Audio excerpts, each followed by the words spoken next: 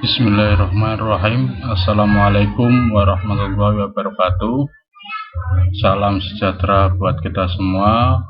Yang terhormat Bapak Ibu evaluator, yang terhormat rekan-rekan pemateri dan narasumber, serta peserta kegiatan seminar nasional Lidkayasa yang ketiga.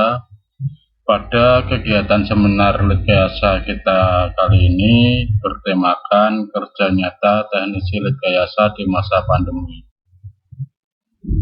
Baik Bapak Ibu peserta seminar yang berbahagia, sebelum kita mulai membacakan makalah presentasi saya perkenalkan diri saya dulu. Nama saya Ahmad Junaidi. Saya adalah pejabat fungsional Lidkayasa pelaksana lanjutan di Balai Besar Penangkapan Ikan Semarang. Untuk kegiatan seminar pada kali ini saya mengambil judul Rancang Bangun Pembuatan Lampu Bawah Air untuk Kegiatan Perikanan, di mana kegiatan seminar nasional teknisi Lidkayasa yang ketiga dilaksanakan di Maros pada tanggal 30 Maret 2021. Latar belakang untuk kegiatan rancang bangun ini adalah teknologi lampu bawah air banyak dimanfaatkan di dunia perikanan.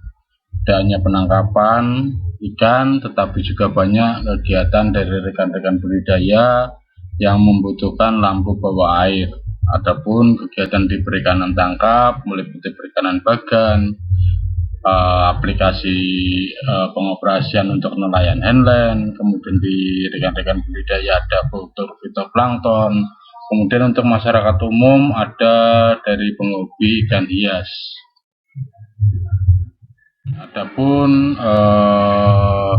sebelum kegiatan ini atau kegiatan rancang ini kita laksanakan, ada satu diskusi yang sifatnya non formal dari rekan-rekan pejabat fungsional Lidkayasa di WIB Semarang dengan stakeholder pembuat lampu LED konvensional, yaitu lampu penerangan yang kita gunakan pada umumnya, di mana inti dari diskusi tersebut adalah bagaimana mengubah lampu tersebut agar bisa menyala di bawah permukaan air.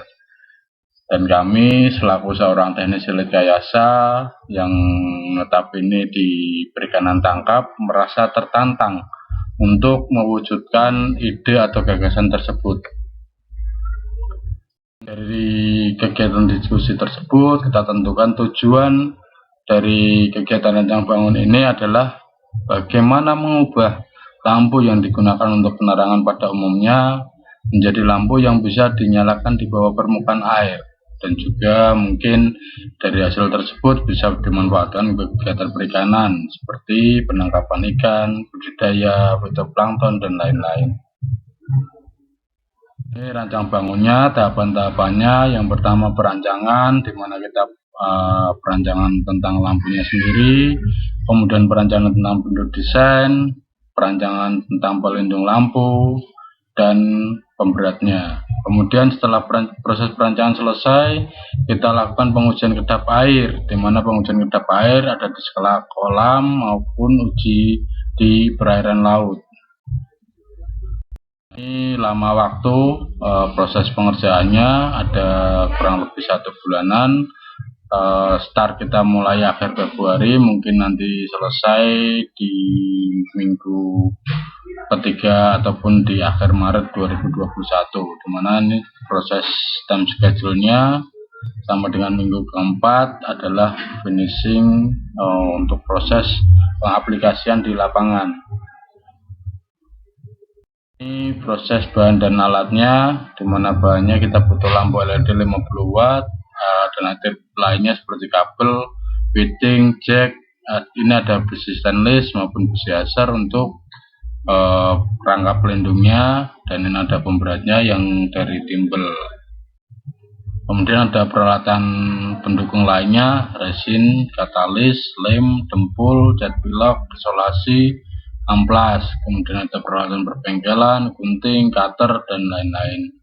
Ini kemudian ada perlengkapan pendukung lainnya seperti molding, cetakan, kemudian wadah untuk adonan resin dan katalis. Dan proses pembuatannya, pertama kita lakukan pemasangan sistem kelistrikan, penyediaan media untuk pengecoran resin, kemudian penyiapan kelengkapan lainnya. Setelah semuanya proses selesai, kita lakukan proses pengecoran, di mana proses pengecoran ini bahan utamanya adalah resin dan katalis. Ini kita setting kelistrikannya, itu fitting kita rangkai di kabel, kemudian selesai kita proses pelapisan permukaan lampu biar tidak kena resin pada saat pengecoran. Proses pembuatannya kita perlu perhatikan pada saat proses pengecoran, di mana takaran perbandingan resin dan katalis untuk standar penggunaan itu 1:500, 1 kg resin, 5 cc katalis. Mungkin untuk rekan-rekan yang di bagian sudah pernah melakukan kegiatan fiberglass mungkin tidak asing dengan bahan resin dan katalis. Ini untuk kegiatan proses pembuatan rancang bangun ini kita butuhkan 900 gram resin, 4 cc katalis. Ini kita aduk sampai rata. Setelah rata kita tuangkan dalam wadah atau cetakan molding yang telah kita siapkan. Kemudian ini kita tunggu proses pengeringan antara 12 sampai 24 jam. Ini proses pengecorannya. Ini wadah pengecorannya, moldingnya, ini hasilnya sudah jadi. Ini kita dempul untuk membuat rata atau presisi seluruh sisi setelah proses pengecoran. Ini pembuatan rangka pelindungnya. Tadi proses pengecoran selesai, kita buat rangka pelindung. Rangka pelindung ini gunanya untuk melindungi lampu agar tidak terbentur dari benda keras sehingga bisa menyebabkan lampu pecah. Nah, untuk bahan rangka pelindung sendiri, kalau kita aplikasikan di perairan laut, kita gunakan stainless steel. Namun jika kita operasikan di perairan danau ataupun perairan air tawar, bisa kita gunakan besi eser atau besi yang kita gunakan untuk rangka-rangka bangunan rumah. Nah, ini proses pembuatannya selesai. Ini bentuk rangka pelindungnya. Ini proses penggabungan. Setelah tadi proses pengecoran selesai, pembuatan rangka pelindung selesai, kita gabungkan dengan menambahkan pemberat. Pemberat yang kita gunakan kurang lebih 1,2 kg. Kenapa butuh pemberat? Karena lampu yang kita pakai adalah lampu yang kedap udara, atau artinya dia punya buoyancy, daya apung. Makanya kita butuh pemberat untuk menenggelamkan lampu tersebut. Ini awalnya lampu konvensional yang kita gunakan, kita cor.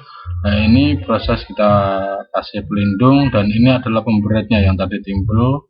Ini kita pilih karena banyak sekali teman-teman di perikanan tangkap yang tidak asing dengan bentuk timbul yang digunakan untuk pembuatan jaring. Ini setelah selesai semua, kita uji kedap. Nah, ini media yang kita pakai adalah tembok yang media kolam yang berukuran 1 meter persegi. Kita lakukan selama 2 jam. Tidak ada masuk air, kita gunakan lagi, kita uji lagi di perairan laut. Ini kita lakukan selama 3 hari, dan hasilnya lampu tetap menyala dan tidak ada kedap, tidak ada air yang masuk ke dalam lampu. Nah, ini kesimpulan dari kegiatan rancang bangun. Karena kita buat, kita cor, kemudian kita uji kedap selama 3 hari, lampu masih tetap menyala, bisa disimpulkan bahwa memang lampu penerangan yang bisa kita rubah menjadi lampu yang bisa dioperasikan di bawah permukaan air. Nah, ini pemanfaatan lain bisa digunakan sebagai kegiatan perikanan tangkap, kegiatan perikanan budidaya maupun kegiatan masyarakat pada umumnya. Nah, masih banyak kekurangan, ya mungkin kita belum menemukan bentuk yang lebih sederhana ataupun lebih simpel. Dan kemudian dari proses kegiatan rancang bangun tersebut yang perlu diperhatikan dalam proses pengecoran, perpaduan antara takaran resin dan katalis, karena kalau lebih banyak katalisnya ataupun lebih sedikit bisa mempercepat ataupun memperlambat proses pengeringan resin tersebut. Ini terima kasih kepada Kepala Balai, tim kerja rancang bangun, rekan-rekan workshop dan BPI atas dukungan, saran, masukan, dan kerjasamanya sehingga kegiatan ini dapat terlaksana dengan lancar. Sukses itu memang perlu proses. Tanpa kita mau untuk bergerak mewujudkan ide gagasan kita, tentunya tidak akan terwujud apa yang menjadi angan-angan ataupun ide kita tersebut. Tetap jaga protokol kesehatan, salam sehat selalu, semangat untuk teman-teman pejabat fungsional Litkayasa. Matur sembah nuwun.